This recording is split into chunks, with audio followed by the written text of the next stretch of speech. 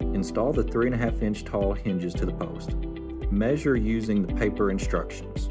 Use a number 3 Phillips bit to attach the hinges to the post with self-tapping screws.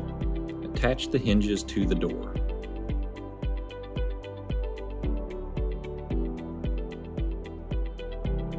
Drill a 3/4 inch diameter hole in the post to pull the wiring harness through.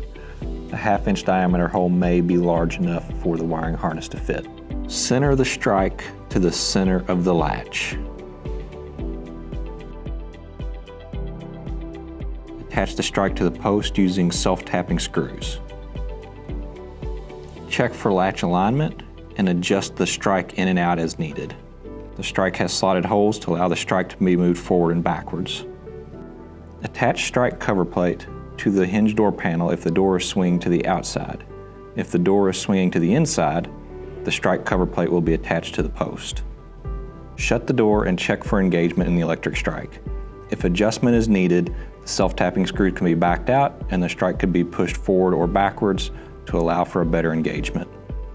Install the cover plate onto the electric strike using the 4 small Phillips head screws.